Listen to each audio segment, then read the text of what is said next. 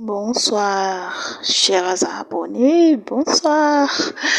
Mais ou alors, j'espère que vous vous portez très bien et à merveille. Vous pouvez voir en image ici, il s'agit de Aya Nakamura. La sulfureuse Aya Nakamura, artiste internationale de nationalité française, mais d'origine africaine, précisément malienne. De la lignée des griots, c'est-à-dire des chanteurs qui font des éloges aux grandes personnalités. Bon, si on parle d'elle aujourd'hui, c'est que il y a affaire, il y a souci, il y a problème par rapport à un sujet qui intéresse les abonnés de notre chaîne. Devinez quoi? On s'est réveillé un matin, ces 2 jours-ci, et on voit Vladimir, c'est-à-dire Vlad, son ex-compagnon, le père du dernier enfant de Aya Nakamura, qui se met sur Insta, sur les réseaux, tout ça. On l'avait même oublié, moi-même je ne savais même pas qu'ils étaient, moi-même j'étais pas au courant qu'ils étaient plus ensemble. Voilà, donc il s'est mis à parler, de faire sortir une liste pour dire oui, voici la liste de ceux qui ont déjà connu intimement Aya Nakamura. Vous pouvez voir cette liste, mais c'est pas le du truc. Vraiment, c'est déplorable pour un homme de faire ça. Ça sent que le gars a encore des béguins. Il y a de l'amour dans l'air pour Aya Nakamura.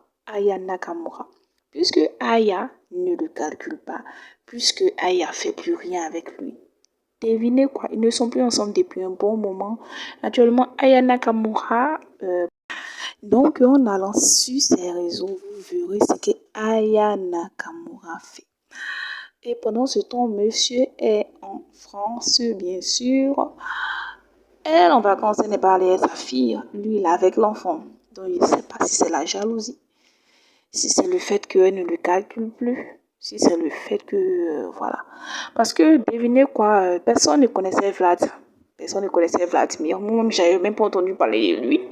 Je pensais que c'était le producteur de griffe de Aya Nakamura, mais selon certaines indiscrétions, et puis quand on fouille bien, il a profité de la notoriété de Aya Nakamura.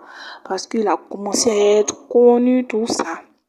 Et moi, je comprends pas cette histoire. La meuf ne parle plus de toi. Elle ne parle plus de toi. Elle te gère pas. Elle est dans son coin. Elle ne fait pas de scène de jalousie. Elle ne fait pas de crise de jalousie. Mais toi, tu te permets, d'après toi, d'afficher la liste de ceux qui l'ont connu intimement. Bon. Alors que toi, tu l'as trompé. Toi, tu faisais des gaffes. Toi, tu faisais des bêtises. Si on veut faire sortir ta liste, vraiment, c'est...